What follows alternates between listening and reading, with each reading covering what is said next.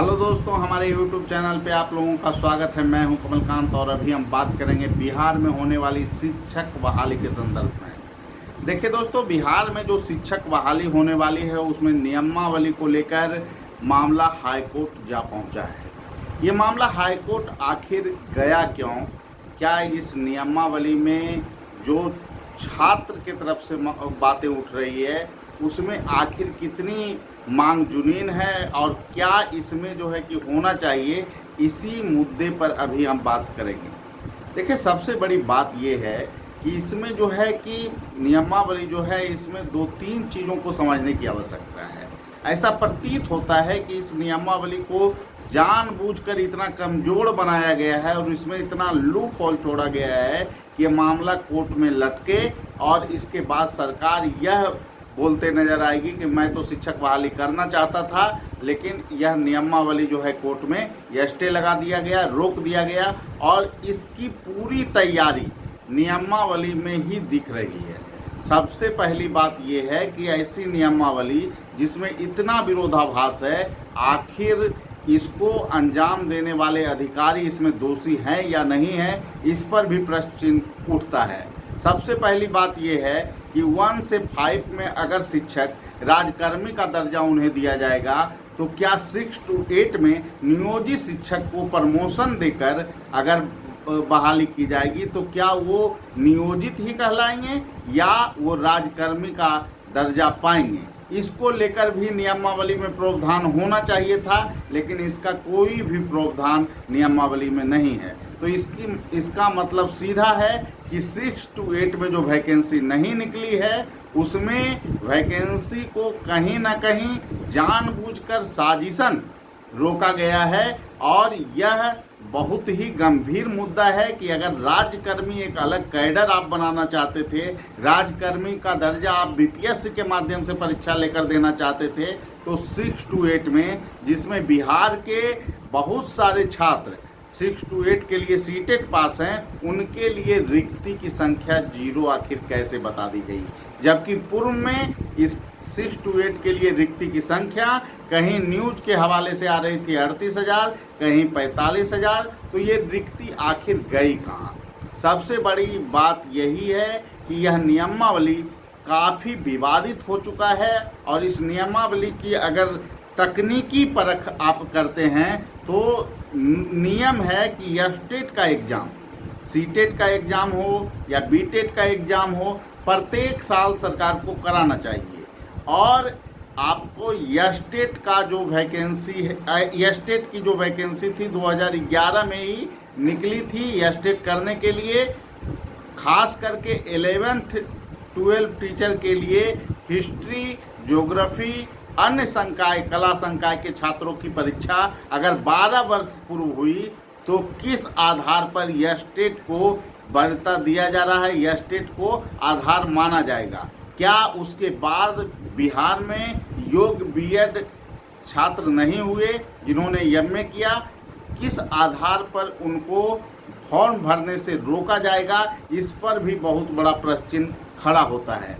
तो इस नियमावली में जो कि अभी पूरे बिहार में बिहार के छात्रों के भविष्य को तय करने वाला था, तो इसमें इतनी बड़ी खामी आखिर कैसे रह गई? और फिर अगर यस्टेट का आयोजन नहीं हुआ था तो सरकार अगर नियमावली लाने वाली थी तो यस्टेट का त्वरित परीक्षा का आयोजन सरकार ने पूर्व में क्यों नहीं कराई?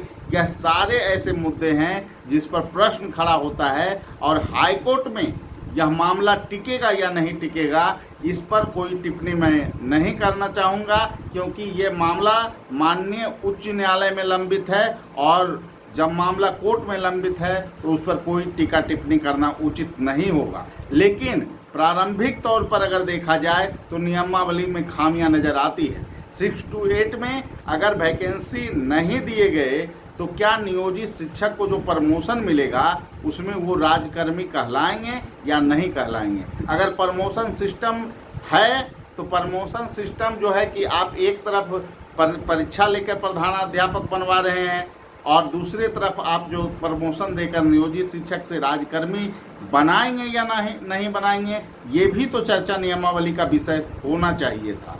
और सबसे बड़ी बात ये है कि बिहार में इतनी बड़ी लेवल पे अगर वैकेंसी निकाली जा रही थी, जबकि शिक्षक छात्र अनुपात अगर देखा जाए तो बरसों से काफ़ी पीछे चल रहा है। तो सरकार किस तरह से बिहार में एजुकेशन सिस्टम को सुधारना चाहती है, इस पर भी कई सवालिया निशान खड़े हो चुके हैं। तो एक ही बात मैं कहना चाहूँगा कि इस नियमावली को बनाते समय विभिन्न नियमों और कानूनों को परखा नहीं गया या फिर बहुत बड़ी चूक हुई है, जिसके कारण यह विवाद काफ़ी गहरा गया है। और इस विवाद के कारण छात्रों के भविष्य पर तलवार लटका हुआ है। सरकार को जल्द से जल्द अपना पक्ष रखना चाहिए और असंभव है तो यह स्टेट का एग्ज़ाम कला संकाय के लिए अविलंब आयोजन किया जाए और 6 to 8 में वैकेंसी रिक्ति को दिखाकर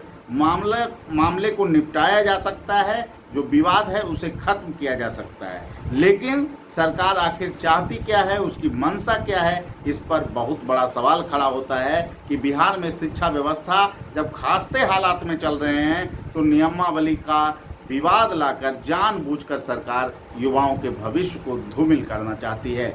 जबकि बिहार में बहुत सारे लोग कह रहे हैं कि बीपीएससी के माध्यम से परीक्षा होना सही है, गुणवत्तापूर्ण शिक्षक आएंगे। उनसे मेरा एक सीधा सवाल है, क्या आप अभी वर्तमान में जो आप शिक्षा दे रहे हैं उसमें आपको कहा जाए कि आप जो है कि अपना कोचिंग संस्थान को बंद कर दीजिए क्योंकि कोचिंग संस्थान चलाने का आपको अधिकार नहीं है, तो आपको कैसा लगेगा?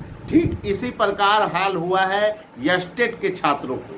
यस्टेट के छात्र जो एग्ज़ाम दिए थे, चाहे वो एग्ज़ाम 9th-10th वाले दिए हों, उनमें कहा गया था कि सीधी रिक्ति है। सीधी रिक्ति के लिए विज्ञापन जब निकाला गया था तो मेरिट वालों को नियुक्ति क्यों नहीं दिया गया? सरकार ने समय समय पे अपना स्टैंड क्यों बदला?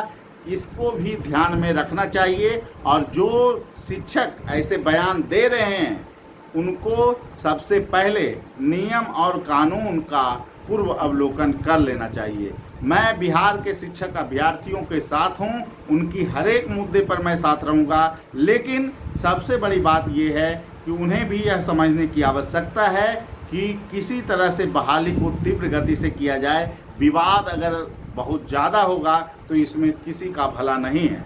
लेकिन सरकार को अपनी मंशा को स्पष्ट करना चाहिए कि बिहार में रोजगार देने की बात करने वाली सरकार आखिर चाहती क्या है, क्योंकि 10 लाख रोजगार के जो वादे हैं उस पर खड़ा उतरने में सरकार अभी तक कोई बड़ा कदम नहीं उठाई है। ठीक है, सभी लोगों को धन्यवाद। फिर अगले वीडियो में मिलेंगे। Thank you.